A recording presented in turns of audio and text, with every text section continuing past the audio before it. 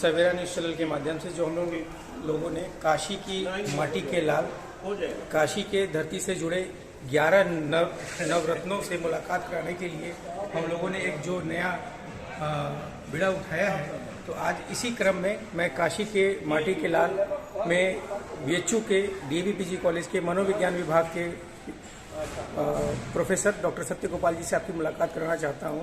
Sir के बारे में जितना भी तारीफ की जाए कम है। उन्होंने अब तक मनोविज्ञान में सिर्फ देश ही नहीं परंतु विदेशों में भी ये इनका नाम काफ़ी फेमस है और ये काफ़ी प्रसिद्ध रहे हैं। सर से मुलाकात मैं आपसे कराना चाहता हूँ। 2 मिनट में इनका रूबरू आपसे करवाता हूँ। काशी के 11 रत्नों में से पहले डॉक्टर सत्य गोपाल जी या और हमसे एक रूबरू कराया लोगों को कि हमारे विषय में लोग जानें।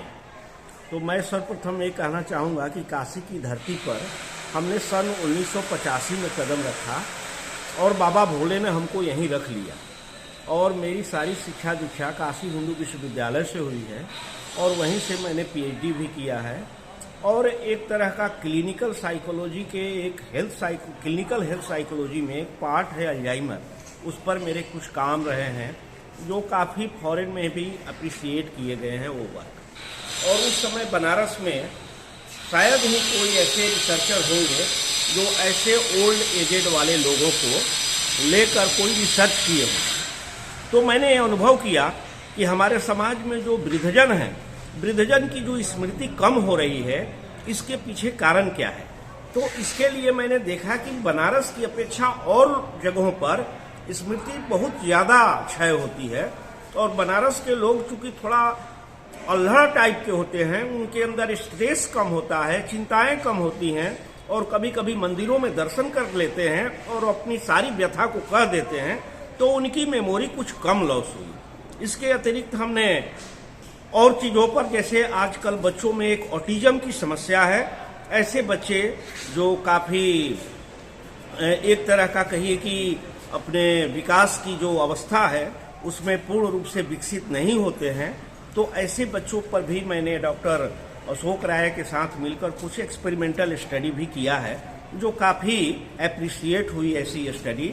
और समय समय पर हम सभी लोगों ने मिलकर एक मनोवैज्ञानिक समूह का निर्माण किया और इसके लिए हमारे बीएचयू के आयुर्वेद विभाग में जे.एस. त्रिपाठी जी हैं, मैडम हैं, और सभी लोगों ने मिलकर एक मेंटल हेल्थ का ऑर्गेनाइजेशन स्थापित किया, जिससे कि जो हमारे सर्वसाधारण लोग हैं उनकी मानसिक समस्याओं को त्वरित हम कैसे निस्तारण करें, जिससे कि समाज में उनको एक उचित स्थान मिल जाए।